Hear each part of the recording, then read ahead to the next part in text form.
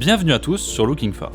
Aujourd'hui, je vous emmène dans la ville de la démesure pour vous présenter en détail le plus haut gratte-ciel jamais construit par l'homme, le Burj Khalifa. Dans cette vidéo, nous verrons au travers d'anecdotes inédites que ce bâtiment arbore de nombreux aspects symboliques, culturels, mais aussi techniques, car les ingénieurs et les architectes qui ont construit cet édifice hors du commun ont dû faire face à des défis d'une ampleur sans précédent. Inauguré en fanfare le 4 janvier 2010, sous une foule de spectateurs ébahis, le Burj Khalifa s'élance depuis majestueusement dans le ciel de Dubaï. Dominant la ligne d'horizon du haut de ses 828 mètres, la tour emblématique de l'émirat est, rendez-vous compte, presque 3 fois plus haute que la tour Eiffel, ou encore 2 fois plus haute que l'impressionnant centre des finances de Hong Kong. Tellement gigantesque qu'elle est visible à près de 100 km à la ronde. C'est en 2003 que le géant immobilier de Dubaï, Emaar Properties, s'empare de ce défi d'une ambition sans égale. Celui d'édifier la plus haute structure humaine jamais construite. Un désir qui suscitera immédiatement l'engouement du grand public, car il faut le dire, quand le projet fut dévoilé officiellement le 24 février 2003, aucun bâtiment de la sorte n'avait même ne serait-ce réussi à s'approcher d'une telle envergure. Il aura même fallu attendre l'année 2004 pour que le cap symbolique des 500 mètres de hauteur soit franchi, avec l'édification de la tour Taipei 101 à Taïwan. Encore à ce jour indétrônée, sa seule rivale toujours dans la course demeure la nouvelle géante malaisienne, Merdeka PNB 118, mesurant près de 679 mètres et dont la construction est sur le point d'aboutir. Conçu comme un bâtiment principalement résidentiel, le Burj Khalifa abrite une immense surface disponible de près de 310 000 m², desservie par une armée de 57 ascenseurs pouvant atteindre la vitesse de 36 km/h. Une vitesse déjà très impressionnante, mais qui toutefois est loin d'être inégalée. À titre d'exemple, les ascenseurs les plus rapides du monde sont ceux de la Shanghai Tower, développés par Mitsubishi et pouvant atteindre la vitesse sensationnelle de 72 km/h. Quoi qu'il en soit, le Burj Khalifa abrite 163 étages habitables où se répartissent de nombreux appartements luxueux, un hôtel de 175 chambres de la célèbre marque milanaise Armani, et même un restaurant situé à 441 mètres d'altitude est considéré à ce jour comme l'établissement de ce genre le plus haut du monde. D'un intérêt touristique majeur pour l'émirat, la tour possède aussi 2 plateformes d'observation qui ont été créées pour permettre à tous de profiter de vues panoramiques exceptionnelles sur la ville de Dubaï. À l'ouverture de la tour en 2010, la plateforme d'observation At the Top avait ouvert au 124e étage à une altitude de 452 mètres. Mais celle-ci fut rapidement dépassée de 22 mètres par la plateforme de la tour de Canton, située en Chine. Ainsi, en 2014, une nouvelle plateforme nommée At the Top Sky a ouvert ses portes, mais cette fois 100 mètres plus haut que la précédente, permettant ainsi à la tour d'abriter à nouveau la plus haute plateforme d'observation du monde. Une course au record qui illustre bien la volonté suprémaciste de l'émirat sur le reste du monde. À ce propos, si vous voulez profiter de cette vue imprenable sur Dubaï, sachez qu'il vous faudra débourser un peu plus de 100 € pour accéder au 148e étage, et ce, depuis un ascenseur qui vous racontera l'histoire de la ville et de la tour. Véritable fer de lance de l'attirail touristique de Dubaï, le Burj Khalifa permet à lui seul d'attirer en moyenne près de 2 millions de visiteurs chaque année depuis son ouverture, permettant ainsi de générer des milliards de dollars de retombées économiques pour l'émirat. En prenant la décision de construire le plus haut gratte-ciel du monde, l'émirat de Dubaï affiche clairement son ambition de s'émanciper davantage de l'or noir en misant notamment sur le secteur du tourisme. Un pari réussi puisque toutes ces constructions pharaoniques entreprises ces dernières années ont permis d'hisser la ville dans le classement des destinations touristiques les plus prisées sur la scène internationale. Et une chose est certaine, le Burj Khalifa est l'argument de taille incontestable qui aura permis d'asseoir pour de bon cette légitimité. Pour la petite anecdote, sachez que le cheikh Mohammed, émir de Dubaï, a confié un jour sur Twitter que l'idée de construire le Burj Khalifa avait été inspirée par une de ses visites avec son père à l'Empire State Building, et ce dans les années 60. Plus haut gratte-ciel du monde à cette époque, le souverain s'en est alors profondément inspiré et a généré l'idée d'un bâtiment encore plus impressionnant pour sa terre natale. Un rêve particulièrement ambitieux dont l'élite de l'architecture et de l'ingénierie va rapidement s'emparer. Pour relever ce défi, ce sera l'architecte, dont la renommée est aussi grande que la tour qu'il allait devoir construire, qui sera choisi. Adrian Smith, du cabinet d'architecture américain Skidmore, Owings & Merrill.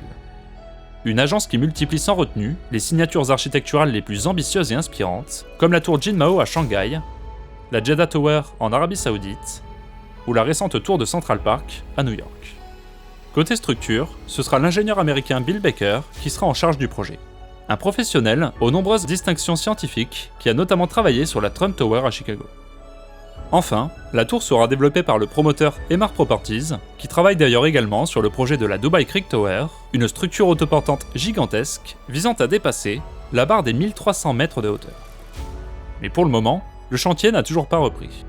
Si ça vous intéresse d'en savoir davantage sur ce projet encore plus fou, je vous invite à voir ma vidéo à ce sujet. Vous allez voir, c'est très impressionnant. Je vous mets le lien de la vidéo en fiche et en description.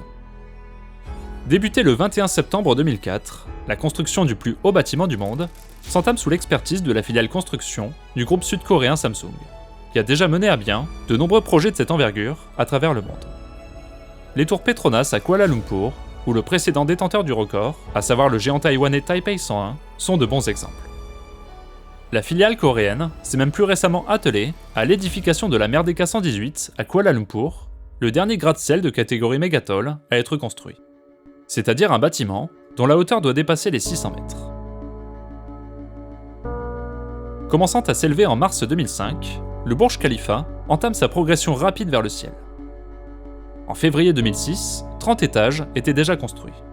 À peine un an plus tard, en janvier 2007, la tour était déjà devenue un imposant gratte-ciel comptant plus de 100 étages. Et 6 mois plus tard, pouvait s'enorgueillir d'avoir détrôné le Taipei 101, devenant ainsi le plus haut bâtiment du monde jamais construit. C'est d'ailleurs cette même année que la hauteur finale de l'édifice fut révélée officiellement au grand public. En effet, elle avait été tenue secrète toutes ces années afin de ne pas se faire devancer par d'éventuels concurrents. Et les records continueront d'être franchis à vue d'œil.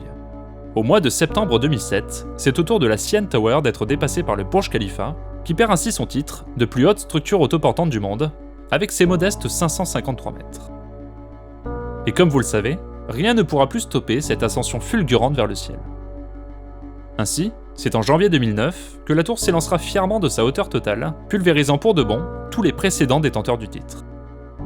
Un record qui demeure néanmoins discutable, car bien que très impressionnant, il ne faut pas oublier que le dernier étage habitable se situe quant à lui 244 mètres plus bas.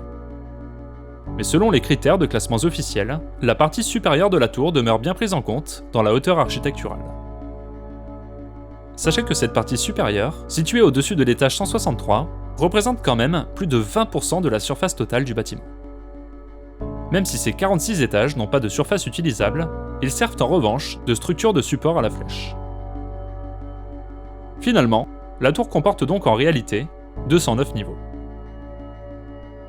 Au final, le Burj Khalifa est un rêve qui aura coûté la bagatelle d'1,5 milliard de dollars. Une somme exorbitante à première vue, mais qui pour un bâtiment de cette taille ne représente pas tant. À titre d'exemple, le One World Trade Center à New York a coûté presque 3 fois plus cher à construire. Mais les coûts de main-d'œuvre pour la construction du Burj Khalifa étaient quand même bien inférieurs. Comme vous le savez, la construction d'un tel édifice nécessite de répondre à de nombreux défis techniques. Des défis qui ont pu être résolus grâce au travail acharné des architectes, ingénieurs, logisticiens et des milliers d'ouvriers mobilisés sur le chantier. Ainsi, le premier grand défi était de concevoir un design parfaitement adapté pour contrecarrer les forces puissantes exercées par les vents sur la structure en altitude. Quoi qu'il en soit, si vous aimez ce contenu, n'hésitez surtout pas à liker et à vous abonner à la chaîne pour ne pas rater les prochaines vidéos. Allez, on continue. Pour résister aux contraintes du vent, Adrian Smith a choisi de s'inspirer du lys araignée, une fleur désertique locale. En plus de sa symbolique et de son esthétique, elle possède des propriétés géométriques intéressantes qui ont entre autres conduit à la conception de la base en tripode du Burj Khalifa. Mais ce n'est pas la seule inspiration qui a conduit à cette forme. Adrian Smith et ses anciens collègues de Chicago se sont également inspirés de la tour de Lake Point, construite en 1968 dans la ville du vent.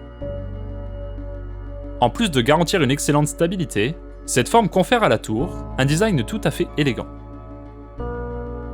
Au final, le profil très effilé du Burj Khalifa fut testé à de nombreuses reprises lors de la phase de conception.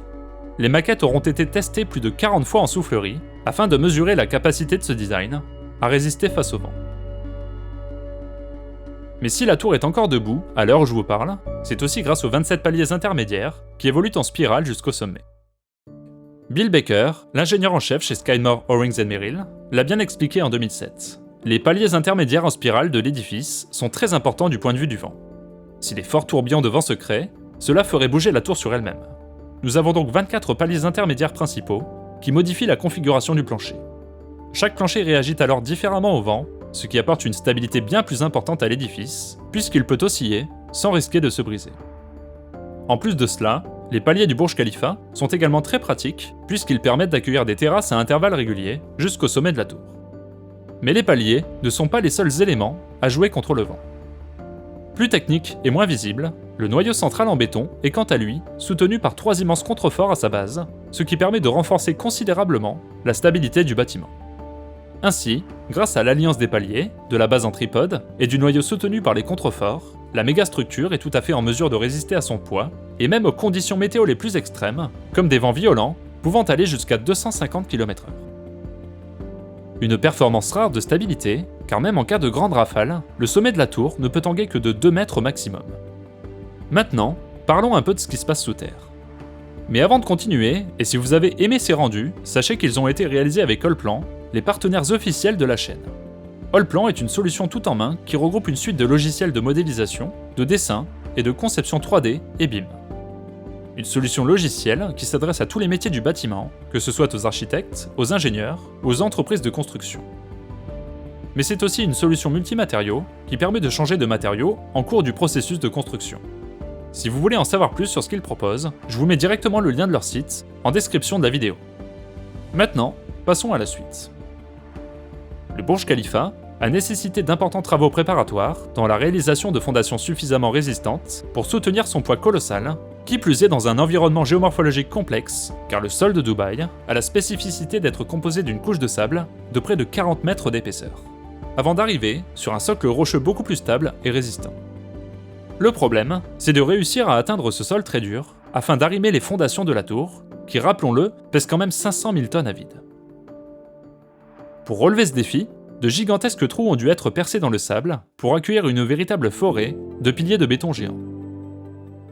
Au total, 192 pieux de 43 mètres de long et d'un diamètre d'1,50 m seront enfouis dans le sol à 50 mètres de profondeur.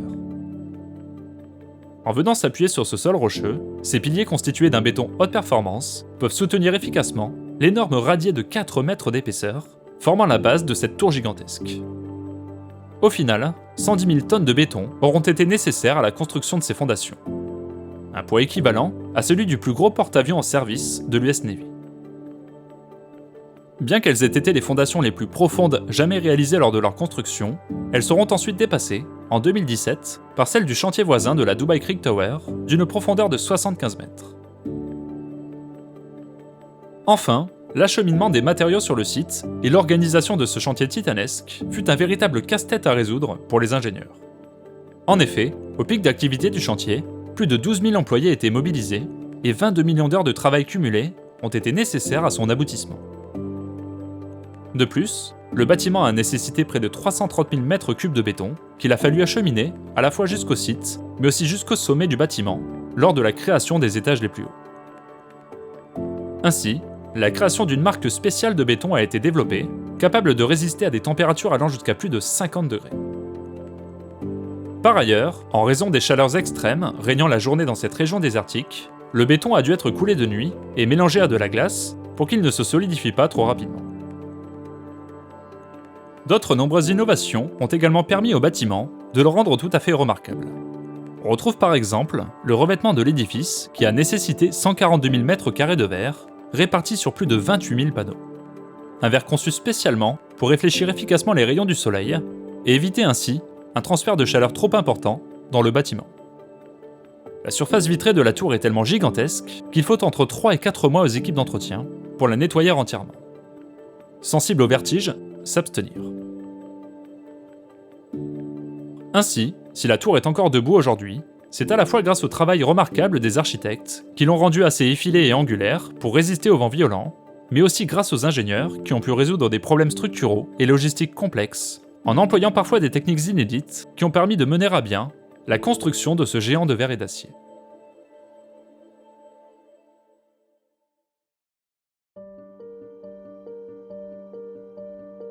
Devenu le véritable emblème de l'émirat, le Burj Khalifa ne cesse d'être mis en scène.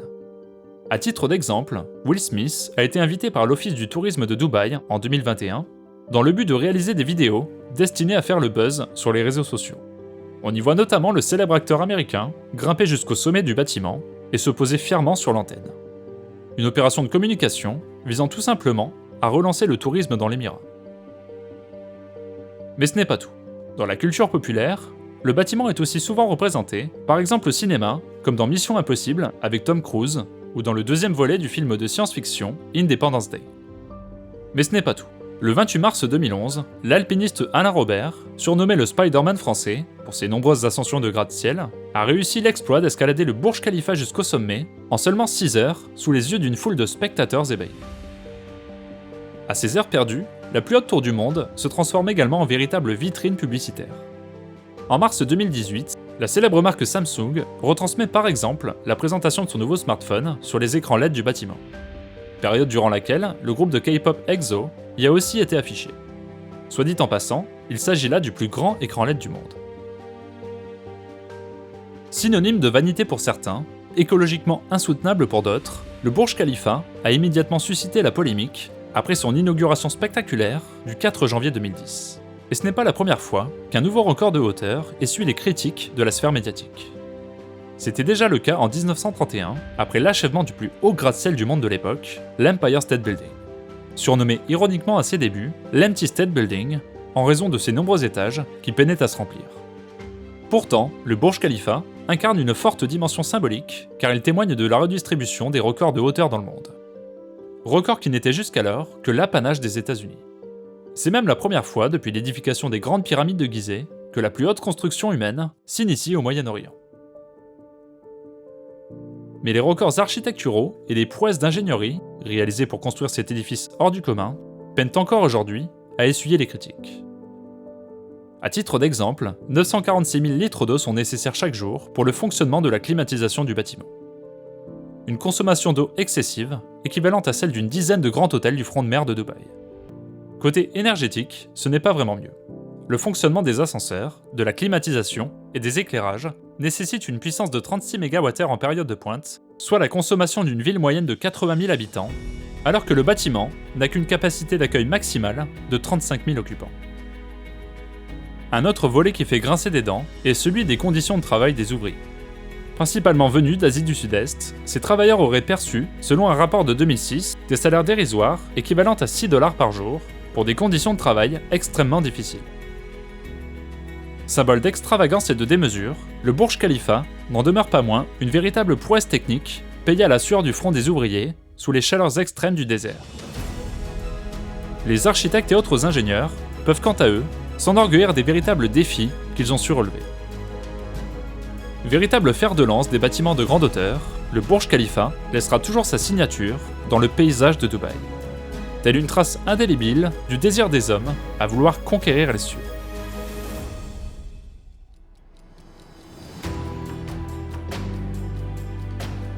Voilà, c'est la fin de cette vidéo, j'espère qu'elle vous a plu. Si c'est le cas et que vous voulez me soutenir, n'hésitez pas à mettre un petit pouce vers le haut et à vous abonner à la chaîne pour ne pas rater les suivantes. Merci à Allplan d'avoir contribué au financement de cette vidéo et d'avoir créé ces rendus inédits pour l'occasion. Si ça vous intéresse d'en savoir davantage sur leurs solutions logicielles pour l'architecture, je vous mets le lien de leur site en description juste en dessous de la vidéo. En tout cas, si les concepts d'architecture spectaculaire vous intéressent, je vous conseille vivement de regarder ma vidéo sur le Downtown Circle. Je vous mets la vidéo juste ici. Sur ce, je vous laisse et vous dis à très vite sur Looking For.